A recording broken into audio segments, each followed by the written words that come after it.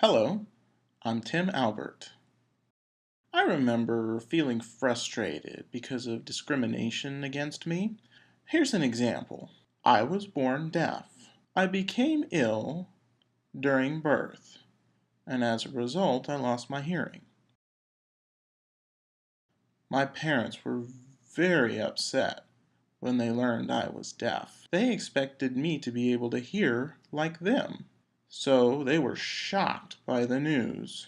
They gathered a lot of resources from public schools and teachers. They wanted to know how to best equip me for my education. So I ended up going to a public school. Honestly, I didn't even know about deaf residential schools. In my school, there were just a few of us, deaf students, among a large majority of hearing students.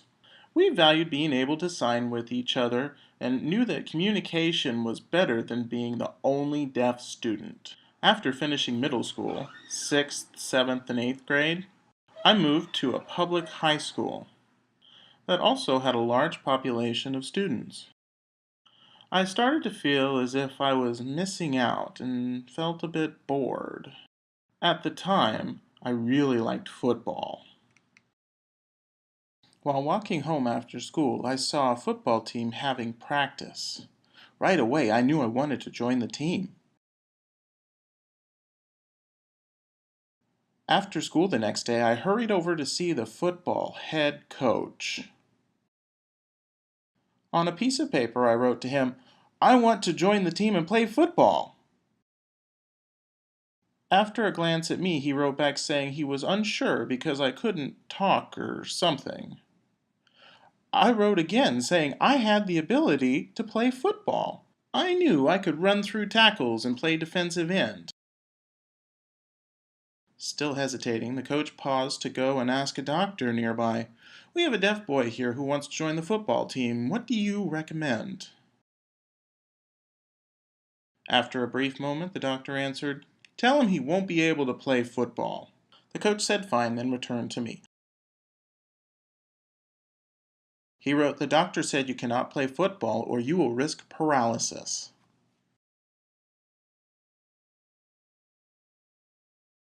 I'd never heard that before. It just can't be true. The doctor repeated, "Sorry, but you can't play football." This is discrimination, I thought to myself. I went home and told my mom about what happened. I showed her the paper. When she read it, she became very upset. "You're right. You absolutely can play football," my mom said. This was unacceptable. We got in the car and drove to the school to talk to the head coach. When he stood his ground, my mom threw a fit.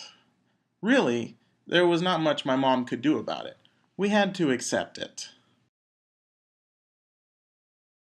It was such a disappointment. It was already May and the school year was coming to a close.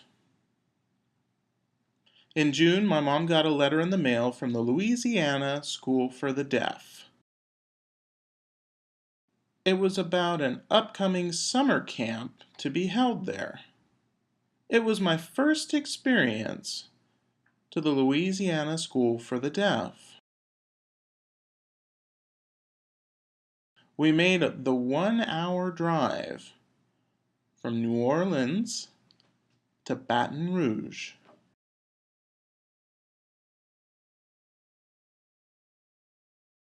I slept on the way to school, and when we arrived, my mom woke me up. The school campus looked huge. I had never seen one so big before. There were many deaf people hanging out. That was the first time I ever saw ASL. It was also my first experience with deaf culture. I instantly fell in love with it all. I got to stay there for 2 weeks, but then I had to go home. I asked to go back, but my mom refused. She didn't want me to be that far away from home, which is understandable. So I started the year back at my high school. I approached the head football coach again. I asked if I could play.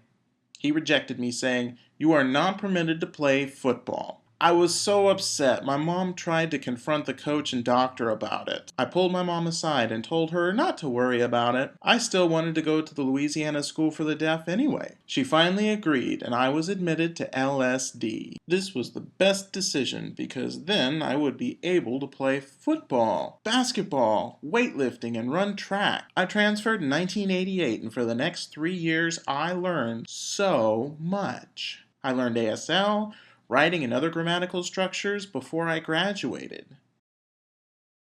If I had never attended LSD, I would not have learned so much about ASL or deaf culture. I was so lucky to have had that opportunity at the deaf school. It will always hold a special place in my heart.